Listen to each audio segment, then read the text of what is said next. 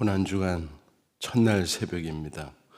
우리 다 같이 사도신경신앙 고백함으로 기도회 시작하겠습니다. 전능하사 천지를 만드신 하나님 아버지를 내가 믿사오며 그 외아들 우리 주 예수 그리스도를 믿사오니 이는 성령으로 잉태하사 동정녀 마리아에게 나시고 본디오 빌라도에게 고난을 받으사 십자가에 못 박혀 죽으시고 장사한 지 사흘 만에 죽은 자 가운데서 살아나시며 하늘에 오르사 전능하신 하나님 우편에 앉아 계시다가 저리로서 산 자와 죽은 자를 심판하러 오시리라. 성령을 믿사오며 거룩한 공회와 성도와 서로 교통하는 것과 죄를 사하여 주시는 것과 몸이 다시 사는 것과 영원히 사는 것을 믿사옵나이다. 아멘. 하나님의 말씀은 마가복음 14장 32절부터 42절까지 말씀, 신약성경 81면 제가 한 절로 한 절 교독하도록 하겠습니다.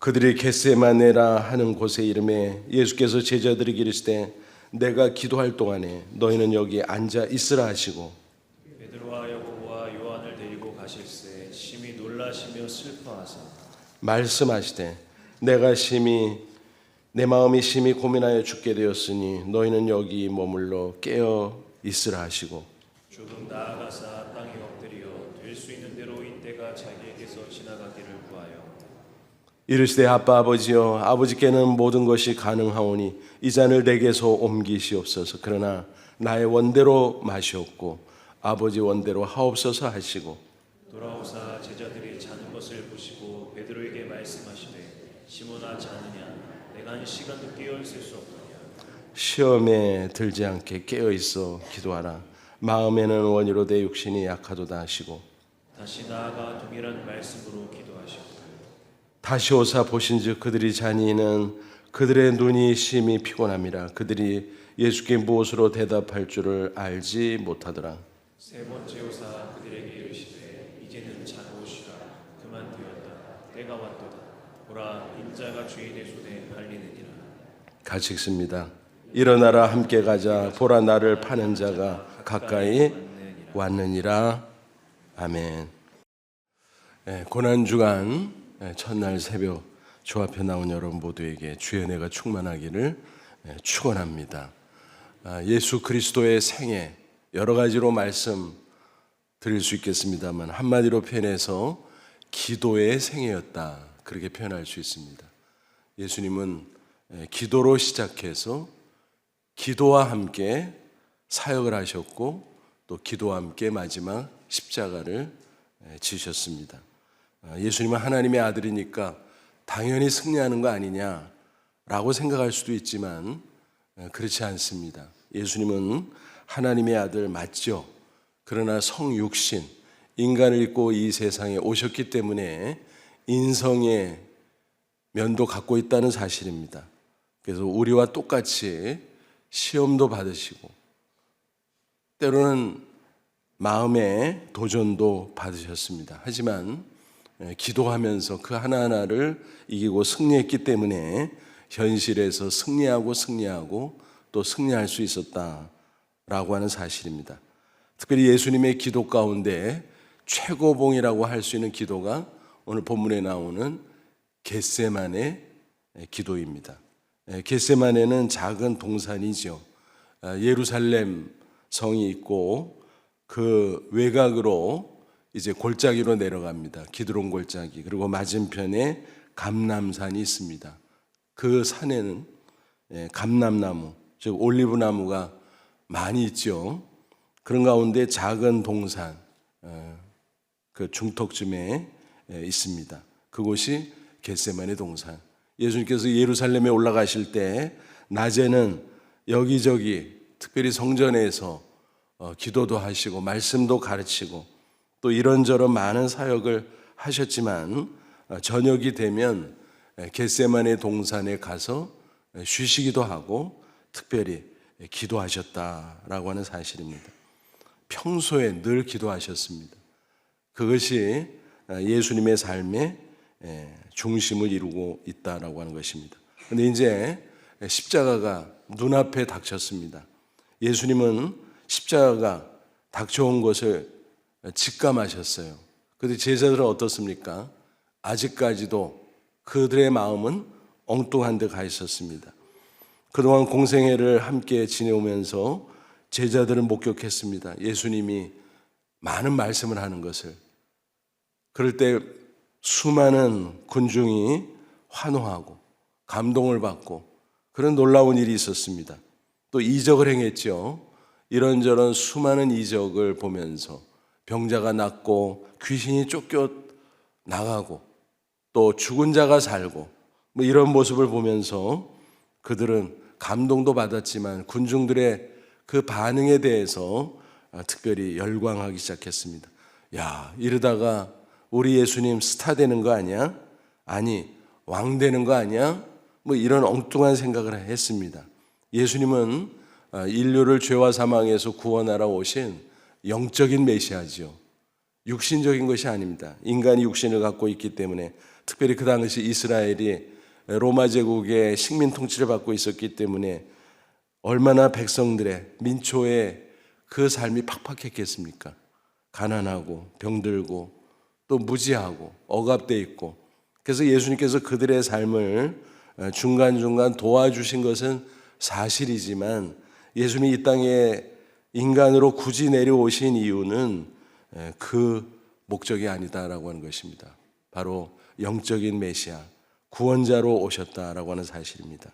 그러니까 제자들은 정치적인 메시아 생각, 예수님은 영적인 메시아, 이게 완전 다른 거예요. 그래서 십자가가 가까울수록 그 간극은 점점 커졌고 예수님은 그런 철없는 제자들을 보면서 아마 마음이 아프셨을 것입니다. 그런 가운데 이제 오늘 겟세마네 동산에서 그날도 기도하시는 거죠. 직전에 뭐가 있었어요? 최후의 만찬이 있었죠. 그 만찬에서 이미 예수님께서 말씀하셨어요. 그 전에도 여러 번 말씀하셨어요. 내가 체포될 거다. 붙잡혀 갈 거다. 내가 죽임을 당할 거다. 그러나 사흘 만에 부활할 거다. 다 말씀하셨어요. 그러나 제자들은 깜깜합니다. 예수님은 심지어 이제 식사 자리에서 떡을 떼주면서 이것은 내가 너희를 위해서 찢는 내 살이다. 내 몸이다. 또 잔을 주면서 이것은 내가 너희를 위해서 흘리는 언약의 피다. 그렇게까지 말씀을 하셨음에도 불구하고 이들은 아직도 캄캄한 가운데 있었다라고 하는 사실입니다. 그런 가운데 예수님께서 오늘 겟세마네 동산에서 기도하는 장면이 나옵니다. 32절 보면 그들이 겟세마네라 하는 곳에 이름에, 그래서 평소대로 예수님이 기도했어요. 그러나 그날은 평소의 기도와 또 다른 차원이었습니다. 그래서 우리가 흔히 말하는 겟세마네 동산의 기도인 것이죠. 겟세마네는 작은 동산이라고 이미 말씀드렸어요. 거기는 그 올리브를 짜는 기계들도 설치가 돼 있고 그런 특별한 지역입니다. 그리고 이 겟세마네라고 하는 명칭부터가 특이해요. 기름을 짜는 곳, 그런 뜻이에요. 마치 그 이름이 암시하듯이 예수님은 정말 당신의 진액을 짜면서 기도하셨어요. 누가복음 22장 병행 구절을 보면 심지어 피땀 흘려 얼마나 처절하게 사투를 벌이면서 기도했는지 피땀을 흘렸다 그랬습니다. 잘 아시는 대로 누가는 의사잖아요. 그래서 의학적인 관점에서 누구보다도 더 면밀하게 관찰할 수 있었겠죠. 그래서 극도의 긴장을 가지고 몸부림치며 사력을 다해 기도할 때 모세혈관을 통해서 혈액이 함께 땀과 더불어 배출됐다라고 하는 것입니다. 그래서 그게 피땀 어린 기도, 그렇게 된 것입니다. 예수님께서는 겟세마네 동산에 도착하자 제자들에게 그래, 내가 기도할 거다. 너희들 여기 앉아 있으라 그랬지만 사실은 기도하라라고 했죠.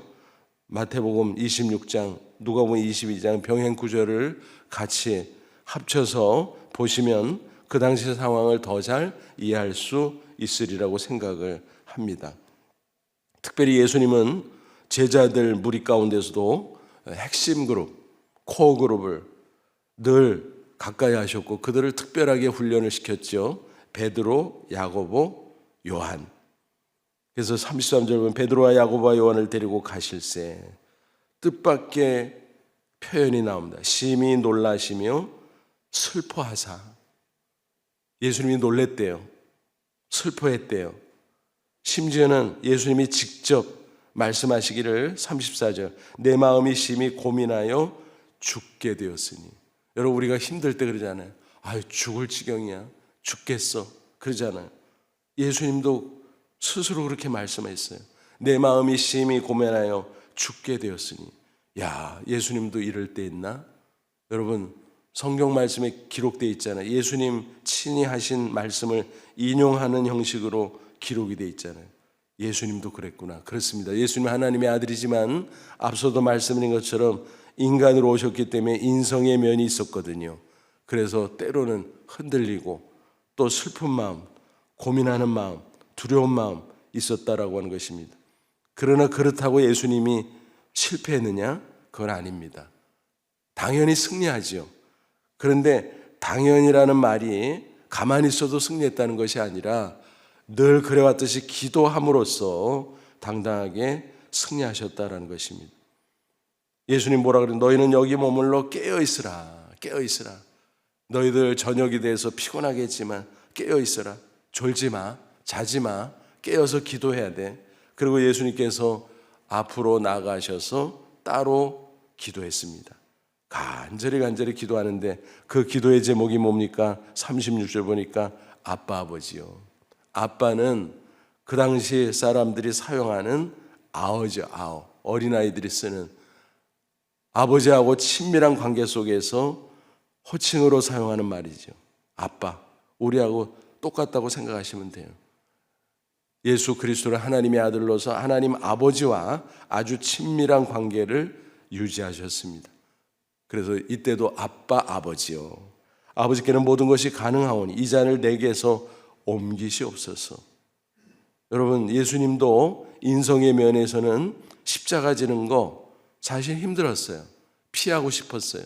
그래서 여기서 쓴 잔은 바로 십자가 고난을 가리키는 것입니다. 이 잔이 내게서 좀 지나가면 안 돼요. 내가 피하면 안 돼요. 라고 먼저 말씀을 하셨습니다. 근데 그 뒷부분에 뭐라 해요? 그러나 나의 원대로 마시옵고 아버지의 원대로 하옵소서. 여러분 기도를 흔히 많은 사람들이 뭐라고 생각해요? 내 뜻을 관철하는 거라고 생각하죠. 그래서 내 마음속에 소원이 있어요. 그럼 하나님 나 이런 소원이 있어요. 이 소원 들으시고 그대로 해주세요. 이렇게 기도합니다.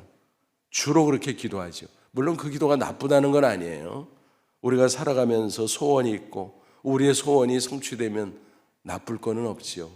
그러나 때로는 우리의 소원이 하나님의 뜻과 배치되는 경우가 있다라고 하는 것입니다. 우리의 소원은 대개 어떻습니까? 우리가 육신을 갖고 있기 때문에 쉬운 거, 편한 거, 안일한 거, 어려운 거는 피하고 싶어요. 그래서 좋은 거 그 기준이 뭐냐? 내 소원에 어울리는 것이냐? 하나님의 뜻에 어울리는 것이냐? 그게 중요한데 왜 중요합니까? 여러분 내 소원은요 잘못될 수도 있어요. 육신적인 것이고 나의 이기적인 것이기 때문에 당장은 잘 되는 것 같지만 나중에는 그것이 오히려 나에게 해가 되고 또 덜 좋은 것이 될 수도 있다라는 사실입니다. 그러나 하나님의 뜻은 어때요? 당장은 어려운 것 같아요. 부담이 될 수도 있어요. 근데 나중에 가면 야 역시 옳구나. 당연하지요. 하나님의 뜻인데 어떻게 옳지 않을 수가 있겠습니까? 그래서 결국은 승리하고 결국은 모든 것이 합력하여 선을 이루게 된다라고 하는 사실입니다. 그래서 하나님의 아들인 예수님조차 육신을 가지고 있기 때문에 인성의 면에서 이 십자가 쓴 잔을 내가 피하고 싶습니다. 그게 내 소원입니다. 아버지요. 그러나 내 소원대로 하지 말고 아버지의 뜻대로 아버지의 소원대로 해주시길 원합니다. 오늘 본문에 보면 이렇게 간단하게 기록이 되어 있습니다만 다른 복음서 마태복음 누가복음 같은 데 보면 좀 더 자세히 처절한 모습으로 나와요. 한참 기도하다가 이제 제자들에게 갔잖아요. 근데 오늘 본문에도 그게 간단히 언급이 되어 있습니다만 37절 뭐라 그랬습니까? 돌아오사 한참 기도하다가, 그냥 한 번 기도하고 끝난 게 아니에요.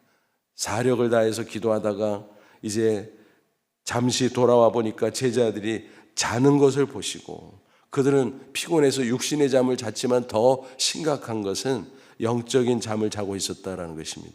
여러분, 육신이 피곤해도 영적으로 긴장하고 깨어 있으면 졸음을 쫓을 수 있어요. 잠을 이길 수 있어요. 그런데 제자들은 그게 안 됐던 거예요. 마음속에서 엉뚱한 생각하고 풀어질 대로 풀어지고, 그래서 그들은 영적으로 졸고 자고 있었다라고 하는 사실입니다. 그래서 육신의 잠에 빠져 있었던 겁니다. 예수님께서 그들을 보면서 얼마나 한심하게 여겼을까? 그렇잖아요. 지금 무슨 일이 벌어지고 있는지, 바로 1시간 뒤에 어떤 현실이 펼쳐질지 예수님은 뻔히 보고 있는데 제자들은 새카맣게 모르는 채 졸고 자고, 그런 모습을 보고 너무너무 안타까워 하셨어요. 그래서 특별히 수제자인 베드로에게 뭐라 그랬습니까? 37절 중간에 보니까 시몬아 자느냐. 여러분, 베드로를 그 본명으로 불렀어요. 시몬아 자느냐. 친근한 호칭이기도 하지만 뭐예요? 그들의 육신적인 모습을 지목하는 거예요. 너는 베드로잖아. 반석이잖아. 너는 믿음의 사람이잖아. 너는 수제자로서 앞으로 교회를 이끌 사람이잖아. 그게 베드로잖아요. 근데 시몬은 뭐예요? 약한 사람, 부족한 사람, 흔들리는 사람, 별 볼 일 없는 사람. 그 시몬이거든요. 야, 시몬아, 너 어떻게 육신의 사람이 됐느냐? 너 지금 무슨 일이 벌어지고 있는지를 아느냐? 그 얘기예요. 시몬아, 자느냐? 내가 1시간도 깨어 있을 수 없더냐? 내가 그렇게 당부했건만 깨어서 기도할 수 없었더냐? 다른 제자들은 물론이지만 특별히 베드로에게 예수님께서 안타까운 심정으로 그렇게 말씀하셨습니다. 그러면서 다시 한번 촉구하죠. 38절, 시험에 들지 않게 깨어있어 기도하라. 마음에는 원이로되 육신이 약하도다. 인간은 다 그렇다. 육신이 약하기 때문에 졸 수밖에 없고 잘 수밖에 없고 편하고 쉽고 당장 잘 되는 거, 눈앞에서 그런 것만 추구하기 쉽다라고 하는 것입니다. 우리가 그럴 수밖에 없다. 인간이기 때문에. 그러나 그렇게 되면 큰일 난다. 시험에 들 수 있다. 여러분, 시험은 누구나 다 드는 거예요. 자칫 잘못하면 시험에 빠지는, 시험을 받는 거하고 시험에 드는 거하고 어떻게 차이가 나요? 시험을 받는 거는 누구나 다 그래요. 예수님도 시험 받고 있잖아요, 지금. 그죠? 십자가도 시험입니다. 도전입니다. 그걸 이겼으니까 십자가를 진 거지. 만약 십자가를 회피했다고 하면은 일이 얼마나 꼬였겠습니까? 그렇죠? 근데 시험에 드는 거는 시험을 받을 때 패배하는 것을 가리키는 것입니다. 자칫 잘못하면 우리가 육신이 약하고 잘못 생각하고 그렇기 때문에 우리가 시험에 들 수 있다, 패배할 수 있다라는 거예요. 그러니까 깨어 기도해서 시험을 물리쳐야 된다, 이겨야 된다. 그럴 때 놀라운 하나님의 역사를 체험할 수 있다라고 하는 것입니다. 그렇게 당부하고 또다시 가서 기도하고 돌아오니까 또 자는 거예요. 40절, 다시 오사 보신즉 그들이 자니 이는 그들의 눈이 심히 피곤함이라. 이제는 대화 자체가 안 돼요. 얼마나 심하게 골아떨어졌는지. 세 번째 41절, 오셔서 그들에게 뭐라 그랬어요? 이제는 자고 쉬라. 이제 상황 끝났다. 무슨 얘기일까요? 예수님께서 사투를 벌이면서 피땀 흘리면서 기도하고 이제는 하나님의 뜻으로 확정됐다라는 것입니다. 아빠 아버지 알겠습니다. 아버지의 뜻이 십자가 지는 거죠. 알겠습니다. 내가 피하지 않겠습니다. 내가 뚜벅뚜벅 걸어가겠습니다. 내가 끌려가겠습니다. 그리고 내가 십자가 지겠습니다. 라고 예수님께서 순종하셨다라고 하는 것입니다. 때가 왔도다. 무슨 얘기예요? 체포대가 이미 예수님을 향해서 거의 당도하고 있다는 사실을 직감하고 말씀하신 거예요. 그 체포대를 누가 이끌고 온다고요? 한때 제자였던 가롯 유다. 예수님을 은삼십에 팔아버린 그 가롯 유다가 예수님이 겟세마네 동산에서 계실 것을 알고 그곳을 향해 오고 있었다라고 하는 사실입니다. 여기서 중요한 한 가지를 우리가 짚고 넘어갈 수 있습니다. 그건 뭔가요? 여러분, 예수님은 최후의 만찬석상에서 뛰쳐나가는 가룟 유다를 보면서 그가 어디 가는지 다 알고 계셨어요. 심지어는 뭐라 그랬어요? 네가 할 일을 하라. 무슨 얘기예요? 너 나 배반하고 나 팔아버려라. 이미 팔아버렸지. 나를 이제는 완전히 넘겨주려고 하지. 그거를 이행하라. 그 나쁜 짓을 할 것을 장려한 거예요? 그게 아니죠. 내가 너 알고 있어. 너 그렇게 하면 안 되지. 마지막까지 회개를 촉구한 거예요. 그러나 그 만찬석상을 뛰쳐나갔던 가룟유다. 뻔하잖아요. 예수님 잡으러 오는 거죠. 근데 어디로 오겠어요? 평소에 가는 장소, 겟세마네 동산. 예수님께서 그날 그걸 아셨기 때문에 제자들이 얘들아 오늘은 딴 데 가서 기도하자 라고 숨어버렸다. 왜냐하면 올리브 숲이거든요. 그 산속에 얼마나 그런 숲이 많겠어요. 그런 곳에 가서 전혀 엉뚱한 데 가서 계셨더라면 가룟유다가 체포대를 데리고 와도 헤맬 수밖에 없을 것입니다. 얼마든지 피할 수 있었다는 것입니다. 그러나 예수님은 그렇게 하지 않았습니다. 직면했죠. 당신에게 닥쳐오는 십자가를 직면하고 결국 어떤 인간적인 뜻이 아니라 하나님의 뜻대로 결정하고 순종했습니다. 그렇습니다. 기도는요, 내 뜻으로 시작했다가 기도하다가 하나님의 뜻으로 확정되는 거예요. 그것이 기도의 승리인 것입니다. 내 뜻을 관철하는 게 아니에요. 내 뜻을 관철해서 좋을 게 없습니다. 그래서 가장 성숙하고 가장 위대한 기도가 겟세마네 기도라고 하는 이유가 바로 거기에 있습니다. 내 뜻대로 마옵시고 아버지의 뜻대로 되기를 원합니다. 아버지의 뜻을 확정하고 그 뜻에 순종하고 그 뜻을 위해서 헌신하고 그럴 때 하나님의 놀라운 역사가 나타날 수 있다라는 것입니다. 여러분, 미국의 마틴 루터 킹 목사가 있죠. 흑인 목사, 민권운동에 놀라운 족적을 남긴 그런 위대한 하나님의 사람입니다. 그래서 그의 뜻을 기려서 그의 탄생일을 공휴일, 그것도 지방정부, 스테이트가 아니라 연방정부의 차원에서 기념일, 공휴일로 지키고 있습니다. 워싱턴 DC에 가면은 그의 그 흉상이 이렇게 세워져 있고 많은 사람이 그곳을 늘 가서 기도하고 그의 업적을 기리고 있습니다.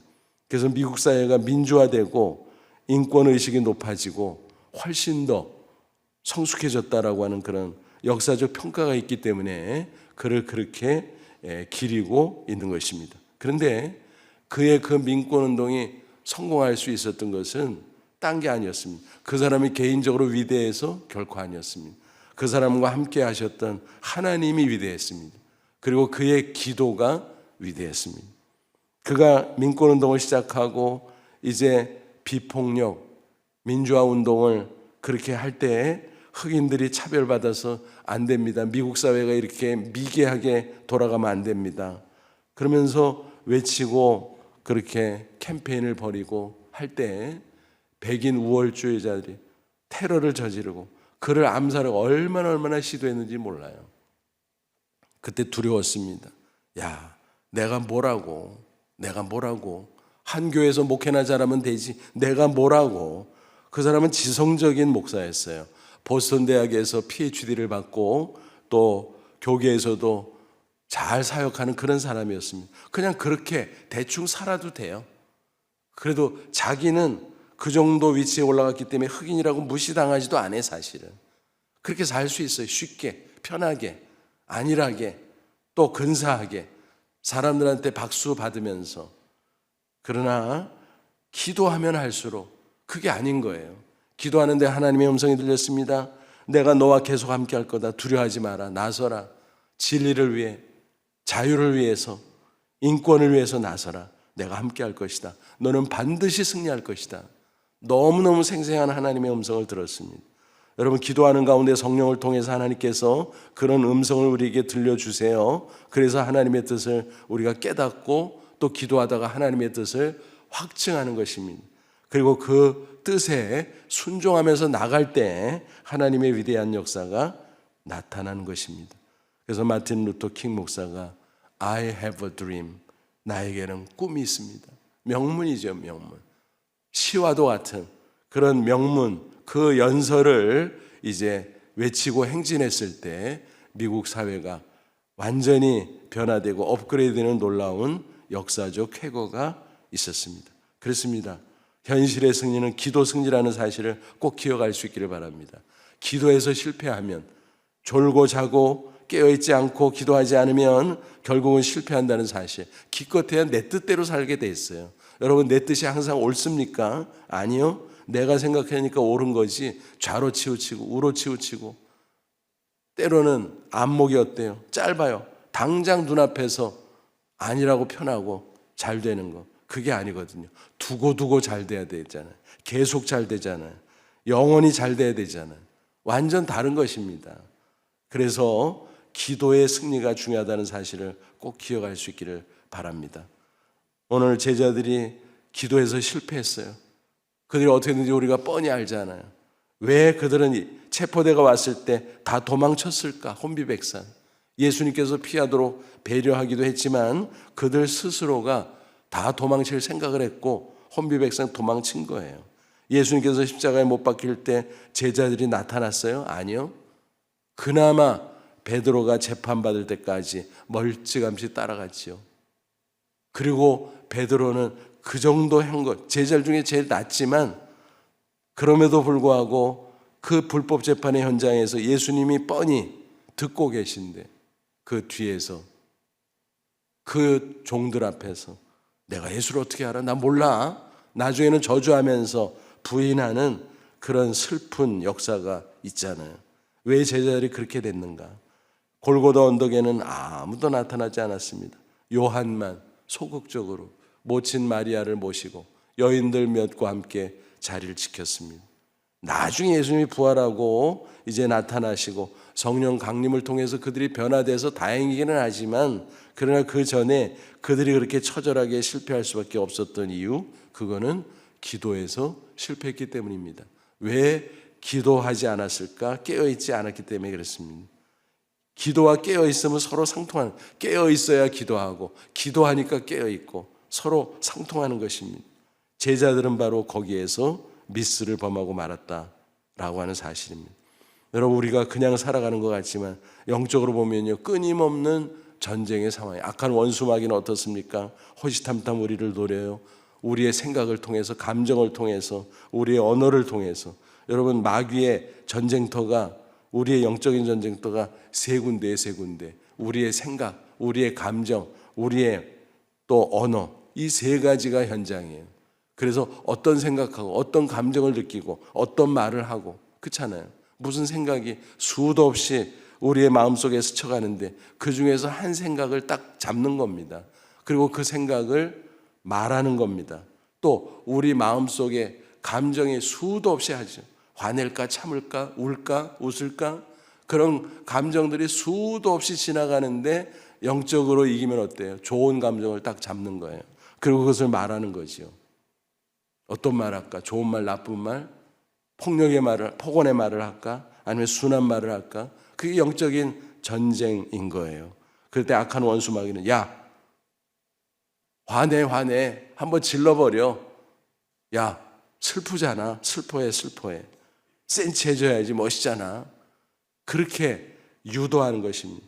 마귀가 우리 앞에 딱 드러나 보이는 모습으로 나타나서 우리에게 뭐 총을 겨누고 그렇습니까? 칼을 겨누고, 그거 아니거든요.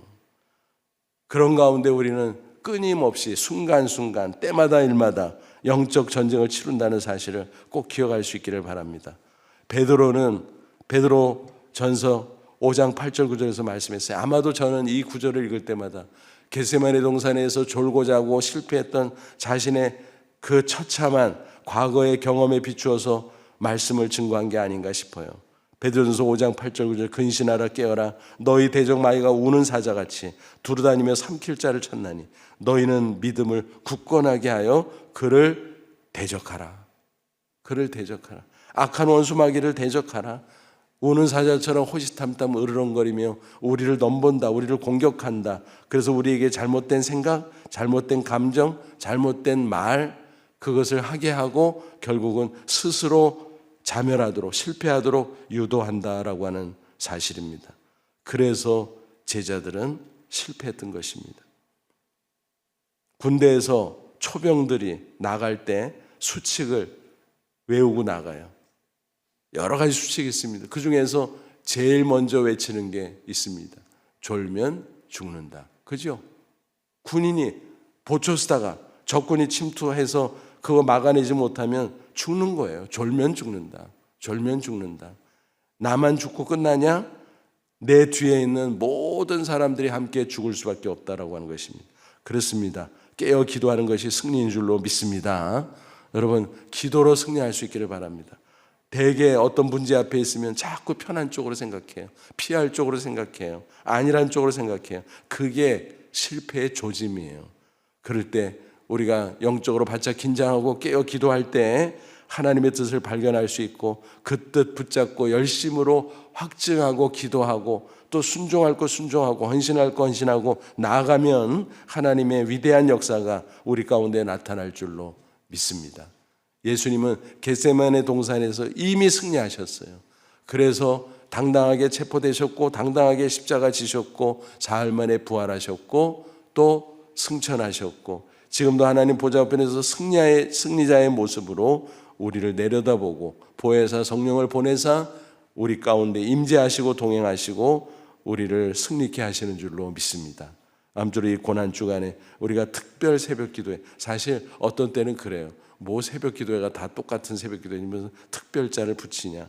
근데 역설적으로 보면 열심히 기도합시다, 깨어 있읍시다 그러는데 뒤집어서 보면 평소에 잘 못했다는 얘기일 수도 있어요. 그러나 이럴 때만이라도 또 이럴 때를 계기로 깨어 기도하는 저희들 될 수 있기를 바랍니다. 그래서 오늘 말씀 가운데 꼭 기억하실 거, 시모나 자느냐, 깨어 기도하라.